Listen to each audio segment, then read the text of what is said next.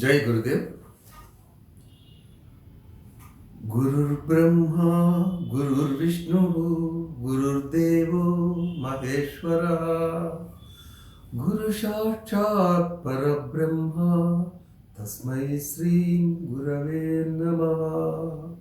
जय गुरुदेव।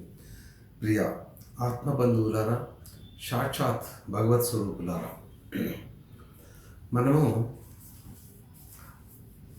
సత్యము అనే పదాన్ని విన్నాము. ఈ సత్యము అనే పదాన్ని మనము కామన్గా ఎందుకు వాడుకుంటాము అంటే నిజము అబద్ధము అనే వాటికి సంబంధించింది ఈ సత్యము అని అనుకుంటున్నాం. సత్యమా అసత్యమా అని పూర్తి మిస్టేక్ చేస్తున్నాం. అందుకే మనకు దైవానికి దగ్గర అవ్వడం లేదు. మనం కేవలం పూజలు, వ్రతాలు, నోములు, పుణ్యక్షేత్రాలు, సందర్శనాలు, ఇది ఓకే, ఇట్స్ ఆల్ రైట్. కానీ సత్యం అంటే ఏమిటో చాలామందికి తెలియదు. అదేంటండి సత్యం తెలియకపోవడం ఏంటి? ఈయన కొత్తగా చెప్తున్నాడు నాకు. లేదు బాబు, లేదు. నేను చెప్తాను, ఎపిసోడ్ వినండి. మీకు తెలిసిన సత్యం వేరు, అస్సలు సిస్సలైన సత్యం వేరు. ఇది అర్థమైతే ఇదంతా కూడా పారిభాషక పదాలు. ఈ పదాలకు మనము కొత్తగా ఎవరో ఏదో చెప్పారని వాటి అర్థాలని సృష్టించుకోవడం వల్ల మనము దైవానికి దూరం అయిపోతున్నాము.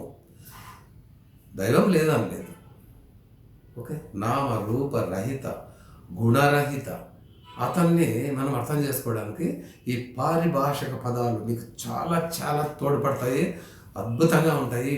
వింటే మీరే ఆశ్చర్యపోవడం మీ వంతు అవుతుంది. ఓకే, సత్యం జ్ఞానమనంతం బ్రహ్మ, మనం కొన్ని దీంట్లో వింటుంటాం. సత్యము, జ్ఞానము, అనంతం బ్రహ్మ, రైట్. మరి జ్ఞానము, ఆత్మ, సత్యము, విద్య, దివ్యము, దైవము, ఇవన్నీ ఒకే అర్థాన్నిచ్చే అద్భుతమైన పదాలు. ఇందులో మనం ఈరోజు సత్యము అనే విషయాన్ని తీసుకుందాము. ఈ పదాల యొక్క ఆంతర్యాన్ని నిగూఢమైన, తెలిసినట్లే ఉంటూ అర్థం కాకుండా ఉండే రహస్యాన్ని మనం తెలుసుకోవడానికి ప్రయత్నం చేస్తాం. జనరల్గా మనం సత్యం అంటే అబద్ధమని ఇలా మనం అనుకుంటూ ఉంటాము. తర్వాత చాలామంది పూర్వం నుంచి ఎందరో రాజులు, మహారాజులు, ధనవంతులు, వీళ్ళందరూ కూడా సత్యాన్వేషణకై అని అన్నీ పరిత్యజించి అడవులకో, దేశాటనకో, పుణ్యక్షేత్రాల సందర్శనకో వెళ్తున్నారు. మనం వింటున్నాం. మనము ఎన్నో రకాల స్టోరీల్లో మనము ఈ విషయాన్ని వింటున్నాము. ఇప్పుడు గౌతమ బుద్ధుడు ఉన్నాడు, సత్యాన్వేషణకై అన్నిటినీ పరిత్యజించి రాజ్యాన్ని, భార్యను, కుమారుణ్ణి అన్నిటినీ వదిలేసి వెళ్ళిపోయాడు. ఎక్కడ వెళ్ళిపోయాడు? సత్యం అంటే ఏదన్నా ప్రోడక్టా, పదార్థమా అన్వేషించడానికి నువ్వు? సో అది ఏంది అని తెలుసుకుందాం. తర్వాత ఈ వాడుతూ ఉంటాము, సత్యమేవ జయతే, సత్య హరిశ్చంద్రుడు అతని జీవిత విధానము. సో మనం ఎప్పుడు కూడా సత్యమునే పలకవలెను అంటే డోంట్ సే లైస్, అబద్ధాలు చెప్పొద్దు. సో బాగానే ఉంది. ఇంతకీ ఈ ట్రూత్ మనం దీన్ని కనుక కొంచెం గమనిస్తే, ఏంటి సత్యము అనే దాన్ని కొంచెం గమనించినట్లయితే, వీళ్ళు ఈ చెప్పినటువంటి అందరి ఉద్దేశం ఏదైతే ఉందో, అబద్ధం కాకపోతే సత్యమని, సత్యమేవ జయతే, సత్యాచంద్రుని జీవిత కథ, మళ్ళీ సత్యమనే పలకవలేను, ఇట్లాంటి విషయాల్ని కాస్త కొంచెం పక్కకు పెడితే ఇవన్నీ కూడా మనకు వేరే అర్థాన్ని ఇస్తున్నాయి. ఆ అర్థం ఇవ్వడం వల్ల మనము అందులోకి వెళ్ళకుండా ఉన్నాము. ఆ వెళ్ళడానికి చేసే ఒక చిన్న ప్రయత్నము మనం ఇప్పుడు చేద్దాం. మనం ఇంకో వండర్ఫుల్ థింగ్, సత్యనారాయణ వ్రతము చేస్తున్నాం కదా. జస్ట్ మనకు ఒక దేవుణ్ణి పేరు చెప్పేస్తేనే మనకు ఒక మైండ్లో ఒక స్టాచ్యూ వచ్చేస్తుంది. అది వెంకటేశ్వరుడా, సత్యనారాయణ, శివుడా, ఈశ్వరుడా, శంకరుడా, నీకు ఇష్టం వచ్చిన పేరు చెప్తూనే వెంటనే మనకు రూపం వస్తుంది. నామము చెబితే రూపం వస్తుంది. రూపము వస్తే దాని గుణాలు ఏంటో మనకు తెలుస్తాయి. నామ రూప గుణాలు మీ మెదడులో ఉన్నంత వరకు మీరు దాన్ని దాటి సత్యాన్ని చేరుకోవడానికి వీలు కానే కాదు. లోకంబులు లోకస్తులు లోకేశులు తెగిన అలోకంబగు బెంజీకటి కవ్వల ఎవ్వండి ఏకాకృతుండో వారిని నేను సేవించేదను. ఇక్కడ లోకస్తులు పోవాలి, ఎవరు ఉండకూడదు. లోకంబులు పోవాలి, తర్వాత లోకేశులు అంటే ఈ నేమ్స్, దేవుళ్ళు నేమ్స్ ఇవి కూడా మారాలి. సో మనం ఇప్పుడు దీని గురించి చూద్దాం. ఒక ఎగ్జాంపుల్గా మనం అందరం చూడ దక్షిణ భారతదేశంలో మనం అందరూ కూడా చూసేది ఏంటంటే సత్యనారాయణ వ్రతము. ఎస్, చాలా బాగుంది. మరి మనకు అన్నవరంలో కానీ పెద్దగా రోజు పెళ్ళిళ్ళు జరుగుతుంటాయి. మరి మంచి ప్రసాదం ఒకటి బెల్లంతో చేసిన అద్భుతమైన ప్రసాదం తింటూ ఉంటాము. సో భక్తితో శ్రద్ధలతో మనం పూజిస్తుంటాం. వెల్ గుడ్, అంతా బాగుంది. అయితే సత్యనారాయణ వ్రతము అనే పారిభాషిక పదానికి మీనింగు ఎంతమందికి తెలుసు అని నేను నా యోగా క్లాసెస్లో చాలామందిని అడుగుతుంటానండి. అడిగినప్పుడు వాళ్ళు దానికి చాలామంది, దాదాపు 100 మంది ఉంటే ఒకరిద్దరు కూడా దానికి వాళ్ళు కూడా ప్రయత్నం కూడా చేయరు. తెలిసినా కూడా ఇప్పుడు నేను చెప్పిన నామాన్ని, రూపాన్ని, గుణాన్ని కలిగి ఉన్నటువంటి ఏదో సంథింగ్ భక్తితో చెప్తారు. వాళ్ళు తప్పు కాదు. కాకపోతే ఏంటంటే ఈ ఎరుక లేకపోవడం వల్ల ఇవి అర్థం అవ్వడం లేదు. చూడండి, సత్యనారాయణుడు అన్నప్పుడు సత్ అంటే మనము ఆత్మ అనుకున్నాం, బ్రహ్మము అనుకున్నాం, దైవము అనుకున్నాం. ఇది నరుని యందు యానము చేస్తూ ఉంది. నార అంటే నరుడు, యానము నారాయణము అంటే నరుని యందు యానం చేస్తున్నంత కాలమే నువ్వు సత్తు చిత్తులు నీ దగ్గర ఉంటాయి. సత్తు ఉంటే సత్తుతో పాటు చిత్తు ఉంటాయి. అంటే మనం జీవించి ఉంటాం, చైతన్య స్వరూపులుగా ఉంటాము. ఇప్పుడు సత్తు మనలో జర్నీ చేస్తున్నంత కాలం ఎప్పుడు చేసింది? మనం పుట్టినప్పటి నుంచి గిట్టేదాకా కూడా సత్తు మనలో ఉంది. అదే సత్తు. దాంతో ఏర్పడింది తర్వాత చిత్తు, తర్వాత నాది. సో ఇక్కడ సత్యనారాయణ వ్రతానికి మనం ఒక అర్థాన్ని తీసాము.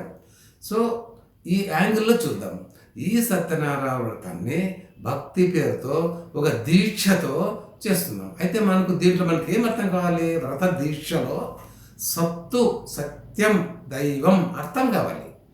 ఊరిని ఏదో కొబ్బరికాయలు కొట్టేసామండి, ఏదో మనం జనరల్గా రొటీన్గా చేసేటువంటి కార్యక్రమాలు, మంత్రోచ్చరణ చేసేవన్నీ చేసి అందరికీ 10 మందికి భోజనం పెట్టి అందరికీ దాన ధర్మాలు చేసి వస్త్రాలు ఇచ్చి మన శక్తికి చాతనైనంత వరకు చేసి ఇవన్నీ చేయడం వల్ల మనకి ఏదో పుణ్యం వస్తుందని, పాపం నుంచి బయటకు పోతామని, మనకు దైవ అనుగ్రహం కలుగుతుందని, మనకు సిరి సంపదలు వస్తాయని ఆ కథలు కూడా మనం వింటూ ఉంటాం. ఓకే, సో నేను ఎప్పుడు డినై చేయాలని నాకు లేదు. So something is better than nothing అని ఏదో వచ్చింది మాత్రం రాని. ఇక్కడ ట్రూత్లోకి వెళ్ళాలి అని చెప్తున్నాను నేను.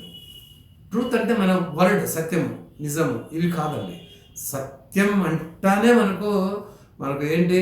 అనంతములో వ్యాపించి ఉన్న సర్వశక్తిమయుడైనటువంటి ఆ రూపము లేని ఆ ఏదో ఉంది కదా, అది సత్యం, సత్తు. నామరూపరహితుడు అంటే ఇప్పుడు మీకు దైవాన్ని రూపం లేకుండా ఇస్తే మీరు ఏంటిని మొక్కుతారు? గాలిలో మొక్కుతారా? ఆకాశాన్ని చూసి మొక్కుతారా? సాధ్యం కాదు కదా. అందుకే ఆ స్థాయి లేని వారికి, పామర జనానికి అందించినటువంటివే విగ్రహాలు, ఇవన్నీ కూడా నామాలు, రూపాలు ఇవన్నీ ఇవ్వడం జరిగింది. తర్వాత మీరు నెక్స్ట్ స్టెప్ ఎక్కాలి కదా, ఎక్కకపోవడం వల్ల డిస్టర్బెన్స్ అవుతున్నారు. ఇక సత్యనారాయణ వ్రతంను పక్కకు పెట్టి సద్గతి అనే ఒక వర్డ్ వింటున్నాం కదా మనము. సద్గతికి ఆపోజిట్ ఏంటి? దుర్గతి. సద్గతి అన్నప్పుడు నీవు సత్తుని పొందితే, అంటే నీ జన్మకు గతులు 2 ఉన్నాయి, సద్గతి, దుర్గతి. శుక్ల కృష్ణే గతి హైతే జగత శాశ్వతి మతే. మనకు ఆ భగవద్గీతలోనే ఆ శ్లోకం ఏం చెప్తుంది మనకు? శుక్ల కృష్ణముల నుండి 2 మార్గములు నిత్యములుగా ఉన్నవి. ఎస్, ఒకటి వచ్చేసి మన జన్మను తీసుకున్నందుకు మనము సద్గతి నొందితే మరలా జన్మించేది ఉండదని మనం చాలా ఎపిసోడ్లో చెప్పుకుంటున్నాము. చెప్పడానికి ఉన్నది అంతే, వేరే ఏం లేదు. దాన్నే మరి రకరకాలుగా చెప్పాలి. ఓకే, సో సద్గతి. దుర్గతి అంటే ఏంటి? మనము ప్రాపంచిక విషయాల్లో పడిపోయి ఆస్తులు, డబ్బులు, నేను, కీర్తి, నాది ఇలా పడిపోయి మరలా ఈ కర్మలన్నీ చేస్తూ ఉండటం వల్ల మరలా కూడా కర్మానుసారేణ మళ్ళీ నెక్స్ట్ జీవితం మనకు వస్తుంది అనేది మన ఆధ్యాత్మిక చెప్పిన విషయమే కదా. సో ఇది దుర్గతి. అంటే ఊర్ధ్వగతి, అధోగతి అని రెండు ఉన్నాయి. అధోగతి అంటే ఏంటి? పునరపి జననం, పునరపి మరణం, మళ్ళా పుట్టడము, మళ్ళా చావడము. ఊర్ధ్వం అంటే ఏంటి? మనం సాక్షాత్ దైవంలో ప్రవేశించి నిలిచిపోవడము. మన మహర్షులు, గురువులు వీళ్ళందరూ కూడా అదే చేశారు. సో ఇలా సత్తు గురించిన విషయము, సత్యము అనే విషయానికి ఇది కూడా మీకోటి తోడ్పడుతుంది. సత్యమేవ జయతే. ఎప్పుడైతే మనము సత్ జ్ఞానంతో దగ్గరగా, మనం సత్తుకు దగ్గరగా అంటే దైవానికి దగ్గరగా ఉంటామో మిగతా విషయాలన్నీ మనకు అవసరం ఉండదు. అదే జయతే, అదే మనము సాధించగలుగుతాము. సో ఈ సత్యాన్వేషణ కొరకు మనము మనల్ని వదిలేసి, సంసారాన్ని వదిలేసి, అడవులకు వెళ్ళి, రాజ్యాలు వదిలేసి, ఎక్కడో కూర్చొని తపస్సు చేసుకున్న అన్వేషణ చేసుకుని గురువులను ఆశ్రయించి ఈ పుణ్యక్షేత్రాలు సందర్శించి చివరికి తెలుసుకోవడం ఏంటంటే సత్తు ఎక్కడో లేదురా బాబు, సర్వవ్యాపి అనంతుడు నీలోనే ఉన్నాడు. సో నీ లోపలికి నీవు వెళ్ళడమే సందర్శనము అని కూడా చెప్పుకున్నాము. సందర్శనం అంటే లోపల ఉన్నటువంటి దివ్యాన్ని నీవు కళ్ళు మూసుకొని నువ్వు గమనించడం. ఎలా? అన్నిటినీ వదిలేసి. ఎట్లా అన్నీ వదిలేసమంటే అన్నీ పారేసుకోమనే కాదు. కూర్చొని మీ శ్వాసను మీరు గమనిస్తూ, లేదా మీ భృకుటిని మీరు గమనిస్తూ ఆలోచన రాహిత్యంగా మీరు ఉన్నట్లయితే మీ సత్తును మీరు పొందుతారు. అనంతమైన శక్తులు, అద్భుతమైన శక్తులు, అద్భుతమైన మెమొరీ, చాలా మంచి ఆరోగ్యం అన్నీ సమకూరుతాయి. జస్ట్ చిన్న దాంతో మీరు అలా వెళ్ళలేనప్పుడు చిన్న మనంతో మనము సపోర్ట్ తీసుకోవాలి. ఓం కానీ, రామ్ కానీ, శ్రీం కానీ, మీ ఇష్టం ఏదైతే మీరు అది తీసుకోవాలి. సో ఇక్కడ సత్యాన్వేషణ, సత్యమేవ జయతే. సో ఇవన్నిటిని గురించి సచ్చితానంద స్వరూపం, సత్తు, చిత్తు, ఈ రెండు అంటే బయట మనం నేర్చుకున్న జ్ఞానము చిత్తు, పుట్టుక ముందు నుంచి ఉండి పుట్టిన తర్వాతతో మనతో వచ్చిండేది సత్తు. ఈ సత్తు, చిత్తు రెండు ఆనందంగా ఉన్నటువంటి స్వరూపాలని మనము ఓం సచ్చితానంద. ఓకే. సో ఓకే, ఈ పదాలు వీటిని కనుక మనము కొంచెము అర్థం చేసుకున్నట్లయితే, మనకు కొంత అర్థమైనట్లయితే సత్యం అంటే ఏమిటో మనము మాట్లాడడానికి చాలా ఈజీ అయిపోతుంది. వందల వేల సంవత్సరాల మహర్షుల, రాజుల, ఋషుల వీళ్ళందరూ చరిత్రలు మనం చూసినట్లయితే మనకి ఈ విషయమే తెలుస్తుంది. ఓకే. ఇందుకోసము ఎక్కడో వెళ్ళే ఆ కాలం కాదండి ఇప్పుడు. పూర్వం రోజుల్లో ఏముందండి, ఎక్కడైనా ఏ అడవిలో ఉన్నా నువ్వు ఎక్కడున్నావు అయ్యా బాబు అని అడిగేవాళ్ళు లేరు. ఏ కొండలో, ఏ గుహలో ఎక్కడైనా ఉన్నా మనం ఎవరు అడగరు. ఒక భిక్షా పాత్ర తీసుకొని మనం ఎవరింటికన్నా వెళ్ళి భవతి భిక్షాందేహి అని అడిగినా కూడా మనకు ఏం చెప్తారు? ఆదరించి ఇచ్చేవాళ్ళు. ఇప్పుడు ఏమంటారు? నీకేమైంది, బాగున్నావు కదా అనో, ఇంకో కోపగించుకో, ఏదో సంథింగ్ చేస్తారు కదా. అలా ఆహారం దొరికే కాలము కాదు. అడవిలో ఉండే చెట్లలో ఉన్నటువంటి పండ్లు మనకు దొరకవు, ఏ పదార్థమో దొరకదు. ఇంకేమైనా దొరికితే, ఏమైనా అడవుల్లో దొరికితే, ఇంకేదైనా పాత కేసులు ఏమైనా పెండింగ్లో ఉంటే ఆ కేసులు మీ మీద వేసి కేసులు పెట్టి లోపల వేయడానికి పనికొస్తాయి. లేకపోతే మీ కిడ్నీలో, కండ్లో ఏమైనా తీసుకొని అమ్ముకోవడానికి పనికొస్తాయి. కాబట్టి ఓ జమానా బదల్ గయా హై, దాన్ని మర్చిపోవాలి. మనం విడిచిపెట్టేసి ఎక్కడో దేవాలయాల్లో ఉందామంటే దేవాలయాల్లో దొంగతనాలే కాబట్టి అక్కడ కూడా గేట్ వేసేసి బయట తోలేస్తారు. సో ఎక్కడ కూడా అట్లాంటి పరిస్థితి లేదు. మీరు ఎక్కడున్నారో ఉన్న దాంట్లోనే, అక్కడే ఎక్కడున్నారో, ఏ కష్టాల్లో ఉన్నారో, సుఖాల్లో ఉన్నారో అక్కడే మీరు మీ సత్తుని మీరు పొందాలి. ఓకే. ఇంకా విషయానికి పోతే ఎప్పుడు ఒకటి గుర్తుపెట్టుకోవాలండి, మొత్తం ప్రపంచం అంతా రెండే ఉన్నాయి, మూడు లేవండి. అందుకే ద్వైతము అంటారు దీన్ని. నేను, నాది, లేకపోతే జీవుడు, దేవుడు అంటే ఈశ్వరుడు ఏదన్నా అనుకోండి. లేదు, నేను, ప్రపంచం, రెండే ఉన్నాయండి, మూడు లేవు. ద్వైతము అంటారు దీన్ని. అద్వైతం అంటే రెండు కూడా లేవండి. నేననే కారణంలో నుంచి నాదనే కార్యం ఏర్పడింది అని కార్యకారణ సంబంధం గురించిన చర్చ బాగా మనకు దొరుకుతుంది. మనం వెతుక్కోవచ్చు. నేను నుంచి నాది ఏర్పడింది. నాదిని నిజం అనుకొని నాదిని నేను అనుకోవడం వల్ల నేను అర్థం కావడం లేదు. నేను అంటేనే సత్తు, నాది అంటేనే చిత్తు. దేహము, భాగాలు, కండ్లు, పంచేంద్రియాలు, మన ఆస్తులు పాస్తులు అన్నీ కూడా నావి, నేను కాదు.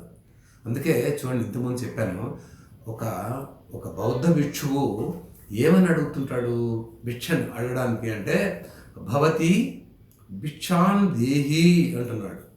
అమ్మా నాకు అన్నం పెట్టు అని కాదు, అది అర్థం. అది భవతి తల్లి దేహానికి భిక్షం పెట్టు. అరే నీ కాదా? కాదు, నేను భోంచేయను కదా, నా దేహం భోంచేస్తుంది. చాలా లాజికల్గా ఉంటాయండి ఇవి. ఇది అర్థమైతేనే మనకు దైవం అర్థమవుతుంది. ఓకే, ఖచ్చితంగా అర్థం చేసుకోవడానికి ప్రయత్నం చేయాలి. ఇక ఆదిశంకరాచార్యులు విరచించినటువంటి మోహముద్గరము, దాన్నే భజగోవిందం శ్లోకాలుగా మనకు అందించినారు. దాంట్లో ఒక శ్లోకం ఏమంటుందంటే, సత్సంగత్వే నిస్సంగత్వం, నిస్సంగత్వే నిర్మోహత్వం, నిర్మోహత్వే నిశ్చలతత్వం, నిశ్చలతత్వే జీవన్ ముక్తి. భజ గోవిందం భజ గోవిందం, గోవిందం భజ మూఢమధ్యే. ఒరే మూఢులారా, ఆది శంకరాచార్యుడు ఎప్పుడో 1000 సంవత్సరాల క్రితం తిట్టినాడు. 1100 సంవత్సరాల క్రితం తిట్టిన తిట్టు ఇంకా 1000 సంవత్సరాలు ఉంటుంది. ఓకే, మూఢమతులారా అని అంటే అర్థమే చేసుకోరు కదరా మూఢమతులారా. నేను చాలా ఈ పాయింట్ని చాలా చోట్ల వాడానండి. సత్సంగత్వే అంటే ఏంటి అంటే మంచి సాంగత్యము. మనమంతా భజన చేసుకునే మన స్నేహితులు, మన దైవము గురించి డిస్కస్ చేసుకునేవాళ్ళు. ఈ తాగుబోతులు, ఈ గొడవలు, రాజకీయాలు, ధనము, డబ్బు, ఈ విషయాలు మాట్లాడుకునే వాళ్ళు కాదు. కాబట్టి అవి సత్సంగాలు అనుకుంటున్నాము. కాదు, 100% కాదు. ఇప్పుడు ఇది మాట్లాడినప్పుడు ఇప్పుడు చూడండి, నెక్స్ట్ సత్సంగత్వే నిస్సంగత్వం. నిస్సంగుడు అవ్వడానికి ఫస్ట్ ఏమన్నారు? సంఘంతో నీవు స్నేహం చేస్తే నిస్సంగుడు అవుతావు. ఇది మీనింగేనా? మీనింగ్ వస్తుందా? రాదు. సత్ అన్నప్పుడు నీ లోపల ఏదైతే నీ దగ్గర ఉన్నటువంటి దైవంనే సత్తు అన్నాము. నీ లోపల నిర్మలమైన అసలు ఆలోచనే లేని దాంతో నీవు ఫ్రెండ్షిప్ చేసినప్పుడు, సాంగత్యం అంటే ఫ్రెండ్షిప్, అటాచ్మెంట్. సత్తుతో నీవు సాంగత్యం చేసావు అనుకుందాం. సత్ సంగత్వే నిస్సంగత్వం. ఇక్కడ నిస్సంగత్వం ఎందుకు వచ్చింది అంటే, బయట ఏ సంఘాలు మనకు ధనము, స్నేహితులు, ఇంకేదో విషయాలు, రకరకాల ప్రోగ్రామ్స్, ఇవన్నిటికీ ఈ సంఘాలన్నిటికీ నిస్సంగుడు అవుతావు. సత్ సంగత్వే నిస్సంగత్వం. నిస్సంగత్వే ఎప్పుడైతే ఇవన్నిటికీ దూరం అయిపోతావో, నిస్సంగత్వే నిర్మోహత్వం. నీకు మోహం పోయింది. మోహం పోయిందంటే మోహక్షయమే మోక్షము. సెకండ్ ప్లేస్లో నీకు అప్పుడే మోక్షం వచ్చేసింది. సత్సంగత్వే నిస్సంగత్వం, నిస్సంగత్వే నిర్మోహత్వం, నిర్మోహత్వే నిశ్చలతత్వం. ఈ చలము అంటే కదిలేది. It's a most important in the meditation. నువ్వు ఎప్పుడు దేహాన్ని కదిలించకుండా ఉంటావో శ్వాస కదలడం తగ్గుతుంది. శ్వాస కదలడం అంటే చలనం తగ్గుతుందో హార్ట్ చలనాలు తగ్గుతాయి. హార్ట్, లంగ్స్, బాడీ సర్క్యులేషను, ఈ చలించేటువంటి స్థితి ఎప్పుడైతే లోయర్ లేకపోతుందో బ్రెయిన్ ఫంక్షన్లో ఆలోచనలు తగ్గుతాయి. ఎందుకు? బయట ఆలోచనలు లోపలికి, లోపల ఆలోచనలు బయటికి పంపిస్తుండేది మన ఉచ్ఛ్వాస నిశ్వాసాలే. ఓకే, అది చాలా డీప్ సబ్జెక్టు, సైంటిఫిక్ సబ్జెక్టు. ఇంకొక ఎపిసోడ్లో మాట్లాడుకుందాం. సత్సంగత్వే నిస్సంగత్వం, నిస్సంగత్వే నిర్మోహత్వం, నిర్మోహత్వే నిశ్చలతత్వం, నిశ్చలతత్వే జీవన్ముక్తి. అంటే ముక్తి, డిటాచ్మెంట్ అంటే నీ బాడీ నీకు ఉందో లేదో, నువ్వు చేతులు ఎలా పెట్టుకున్నావో, నువ్వు అసలు థాట్స్ అన్నీ పోయినాయి, ఆలోచనలన్నీ పోయినాయి, శ్వాస తగ్గిపోయింది, చెవుల్లో హోరు వినిపించడం లేదు, ఏ కాంతులు లేవు, జీరో. అంటే నువ్వు బ్రహ్మంలో చెరిస్తూ ఉన్నావు, ఐక్యమై ఉన్నావు. అలా ఉండడమే కదా కావాల్సింది. అది దట్ ఈస్ ది గోల్. ఆ గోల్కి రీచ్ అవ్వాలి. ఇంక ఎన్నైనా మీరు భౌతిక ప్రపంచంలోని వస్తు విశేషాలతో పూజలు ఇవన్నీ యజ్ఞయాగాలు మీరు ఇష్టం ఎన్నన్నా చేసుకోండి, మిమ్మల్ని ఆ స్థితికి దగ్గరకు తీసుకెళ్తుంది. ఇక్కడ నిశ్చల తత్వే జీవన్ముక్తి అంటే పునరపి జననాన్ని మళ్ళా పుట్టడాన్ని నివారిస్తూ నువ్వు సాక్షాత్ భగవంతుడిలో ఐక్యమయ్యే ఉంటావు. బ్రహ్మచర్యం అంటే మనం అనుకుంటూ ఉంటాం, చిన్నప్పటి నుంచి వాడు పెళ్లి చేసుకోలేదు, వాడు పిల్లలు కనలేదు, ఇలా. అది కాదండి. బ్రహ్మంలో నీవు చరిస్తూ ఉంటే అది బ్రహ్మచర్యం. ఇవన్నీ కూడా నేను మాట్లాడేవన్నీ కూడా అద్భుతమైన పారిభాషక పదాలు. మీరు దివ్యత్వాన్ని సంతరించుకోవడానికి, దైవాన్ని కనుక్కోవడానికి, ఎరుక కలిగి ఉండడానికి, జడ పదార్థాల వెంబడిపోతున్నంత కాలము మీకు గోల్ లేదు. యూ కాంట్ రీచ్ దైవం. జస్ట్ నువ్వునే ఫిజికల్గా ఉన్నటువంటి భౌతిక పదార్థాలను, చైతన్యం కాని పదార్థాలను నీవు అన్వేషిస్తూ అదే నిజం అనుకొని మూఢ విశ్వాసాలతో జీవిస్తున్నారు. అక్కడి నుంచి మీలో ఉన్నటువంటి చైతన్య స్వరూపాన్ని మీరు దర్శించుకోమనే కృష్ణ భగవానుడు కూడా మాకు సెలవిస్తున్నాడు. జై గురుదేవ్.